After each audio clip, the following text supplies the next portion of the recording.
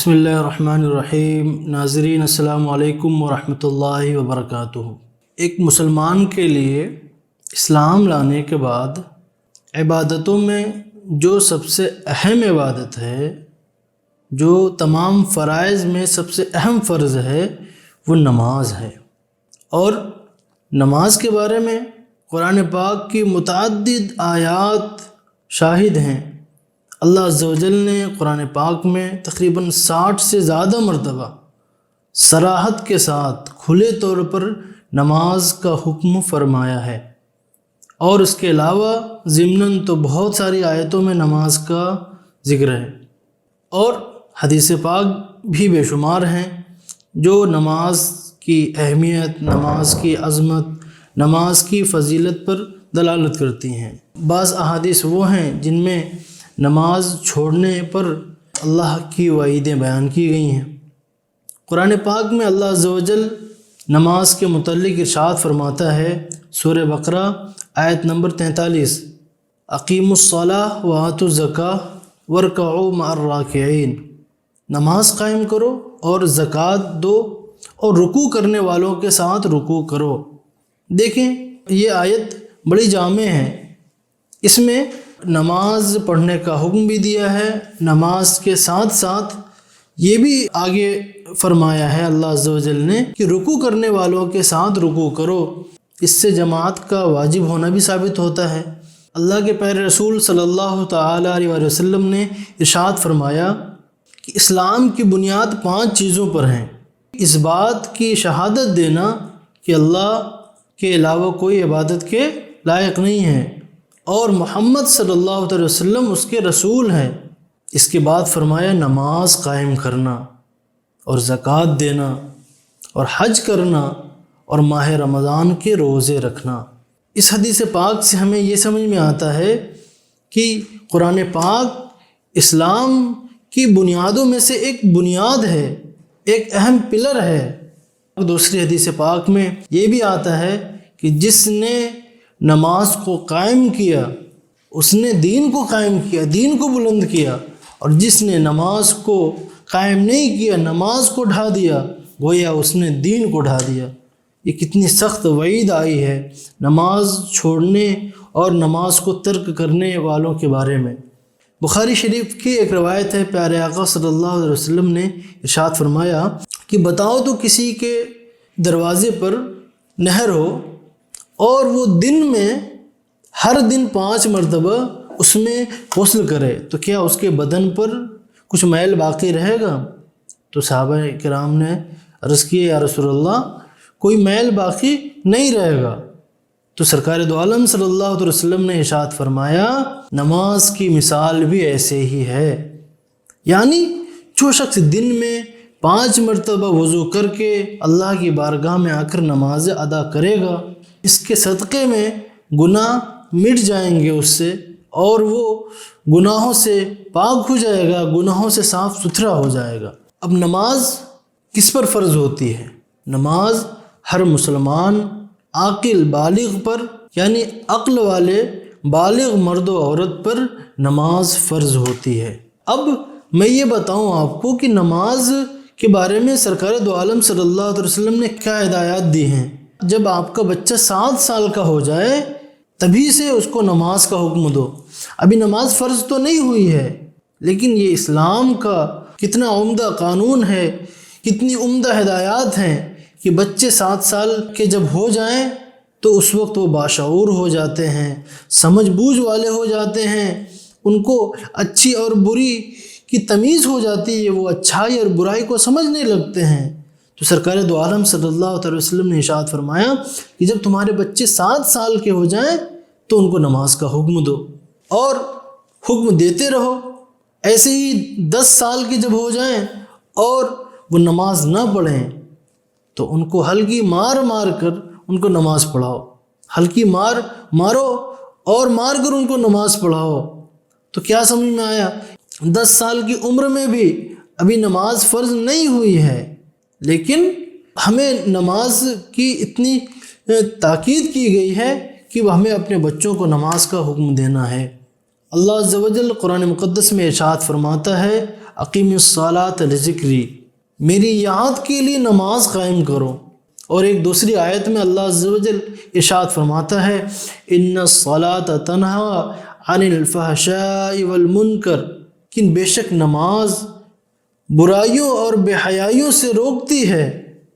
اور اس کے بعد ہی اللہ عز و جل نے ارشاد فرمایا وَلَذِكْرُ اللَّهِ اکبر، اور اللہ کا ذکر بہت بڑا ہے۔ تو کیا سمجھ میں آیا؟ اللہ کا ذکر کیا ہے؟ نماز میں ہے۔ اللہ کی یاد کیا ہے؟ نماز میں ہے۔ تو ہمیں بھی چاہیے کہ ہم اللہ عز و جل کو یاد کرنے کے لیے ہم نماز پڑھیں، اور نماز تو ہم پر فرض ہے، ہم پر پڑھنا ہی پڑھنا ہے، اس سے چھٹکارا نہیں ہے۔ ایک مسلمان جب بالغ ہو گیا ہے، عقل والا ہے، تو اس پر نماز فرض ہو جاتی ہے، اس کو نماز کی ادائیگی ضروری ہے اس پر۔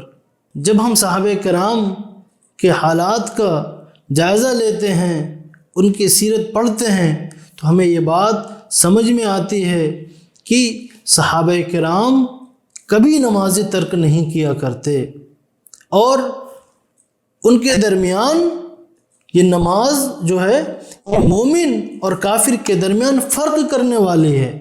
حدیث پاک میں اللہ کے پیارے رسول صلی اللہ علیہ وسلم نے ارشاد فرمایا بندے اور کفر کے درمیان فرق کرنے والی نماز ہے۔ نماز کے ذریعے ایک مومن اور ایک کافر کے درمیان فرق ہوتا ہے۔ ایک مسلمان نماز پڑھتا ہے اور جو اسلام کا ماننے والا نہیں ہے وہ نمازیں نہیں پڑھتا۔ لیکن جب ہم اس وقت اپنے حالات پر غور کرتے ہیں تو بہت افسوس ہوتا ہے کہ ہم میں اکثر و بیشتر ایسے ہیں جو نمازوں کو بلا عذر بھی ترک کر دیتے ہیں، دنیاوی ساز و سامان میں لگے ہوئے ہیں، دنیاوی مصروفیات میں، کاروبار میں لگے ہوئے ہیں اور نمازیں چھوڑ دیتے ہیں۔ اس کی بہت سخت وعید ہے اور ہمیں اس سے بچنا چاہیے۔ اللہ کے پیارے رسول صلی اللہ علیہ وسلم ارشاد فرماتے ہیں کہ جس نے قصداً نماز ترک کر دی اس کا نام جہنم کے دروازے پر لکھ دیا جاتا ہے۔ اب بتائیں اتنی سخت وعید ہے، کیا کوئی چاہے گا کہ اس کا نام جہنم کے دروازے پر لکھا جائے؟ تو ہمیں اپنے آپ پر غور کرنا چاہیے کہ ہم دنیاوی ساز و سامان، دنیاوی مصروفیات میں لگ کر ہم نمازوں کو ترک کر دیتے ہیں۔ ہمیں نماز کو سب سے زیادہ اہمیت دینی ہے کہ نماز تو اللہ کی یاد ہے۔ نماز میں بندہ اللہ سے قریب ہوتا ہے، اور سجدے کی حالت میں بندہ اللہ سے سب سے زیادہ قریب ہوتا ہے۔ حضرت عمر فاروق رضی اللہ تعالی عنہ نے اپنے گورنروں کو لکھ بھیجا کہ میرے نزدیک تمہارے کاموں میں سب سے اہم نماز ہے، جس نے نماز کو ضائع کر دیا وہ دوسرے کام کو اور زیادہ ضائع کرنے والا ہے۔ آپ بتائیں، اس سمجھ میں آتا ہے خلیفہ دوم سیدنا عمر فاروق رضی اللہ تعالی عنہ کے نزدیک نماز کی کتنی اہمیت ہے، اور آپ نے ہی فرمایا جس نے نماز ترک کر دی اس کا اسلام میں کوئی حصہ نہیں۔ اب بتائیں اتنی سخت وعیدیں سن کر ہمیں تو کانپ جانا چاہیے، ہمارے دلوں کو خوف سے لرز جانا چاہیے کہ اللہ اکبر، نماز کی اتنی زیادہ اہمیت ہے اور ہمارے حالات اس سے بہت زیادہ مختلف ہیں۔ اللہ عز و جل سے ہمیں دعا کرنا چاہیے اور اپنی جو نمازیں چھوٹ گئی ہیں اس کو ادا کرنے کی جلد از جلد کوششیں کرنی چاہیے۔ نماز کے ساتھ ساتھ جماعت کی پابندی بھی بہت ضروری ہے۔ پیارے آقا صلی اللہ علیہ وسلم ارشاد فرماتے ہیں کہ جو لوگ جماعت کی نماز سے پیچھے رہ جاتے ہیں تو میرا جی چاہتا ہے کہ میں نوجوانوں کو حکم دوں کہ وہ لکڑیاں جمع کریں اور ان کے گھروں کو میں آگ لگا دوں جس میں وہ نماز چھوڑ کر موجود ہیں، میں دوسرے لوگوں کو حکم دوں کہ وہ نماز پڑھائیں۔ اتنی سخت وعیدیں سن کر تو ہمیں نماز چھوڑنے سے، خاص طور سے جماعت چھوڑنے سے باز آ جانا چاہیے، کیونکہ نماز اللہ کی یاد کا بہت اہم ذریعہ ہے۔ اور اس کو ہم یوں تو دیکھیں کہ نماز معراج کا تحفہ ہے۔ پیارے آقا صلی اللہ علیہ وسلم جب اللہ کی بارگاہ میں شب معراج میں تشریف لے گئے تھے تو وہاں سے اپنی امتیوں کے لیے اللہ کا تحفہ لے کر آئے ہیں، وہ نماز کی صورت میں۔ دنیا میں ہمیں کوئی تحفہ دیتا ہے تو ہم بہت سنبھال کر رکھتے ہیں، اس کی بہت اہمیت کرتے ہیں، اس کی بہت قدر کرتے ہیں، سجا سنوار کر رکھتے ہیں۔ اللہ عز و جل کا تحفہ ہے ہمارے لیے، تو ہمیں چاہیے کہ ہم اس تحفے کو اپنے سینے سے لگائیں اور اپنے سروں کو اللہ کی بارگاہ میں جھکا لیں۔ اب اتنی گفتگو سے ہمیں یہ سمجھ میں آیا کہ نماز کی اللہ عز و جل کی بارگاہ میں کتنی اہمیت ہے، کہ اللہ عز و جل نے قرآن مقدس میں بھی بار بار اس کا حکم کیا اور تاکیدی حکم کیا۔ خود پیارے آقا صلی اللہ تعالی علیہ وسلم نے نماز پڑھنے والے بندے کے بارے میں خوشخبریاں سنائی ہیں، اس کی آخرت کو روشن کرنے والی اللہ عز و جل کی رضا و خوشنودی کی خوشخبری سنائی ہے، اور جس نے نمازوں کو ترک کر دیا اور بلا عذر چھوڑ دیا، اس کے بارے میں اللہ کے پیارے رسول صلی اللہ علیہ وسلم نے عذاب کی اور اللہ کی سخت ناراضگی کی بھی وعیدیں سنائی ہیں۔ تو ہمیں چاہیے کہ ان باتوں پر ہم غور کریں اور اپنے آپ کو اللہ کی بارگاہ میں جھکا لیں۔ ہم اللہ کے بندے ہیں، ہم تسلیم کرتے ہیں، تو اس کا مطلب صرف یہ نہیں ہے کہ ہم زبانی دعویٰ کریں، بلکہ ہم اپنے سروں کو اللہ کی بارگاہ میں جھکا کر اپنی بندگی کا حق ادا کریں۔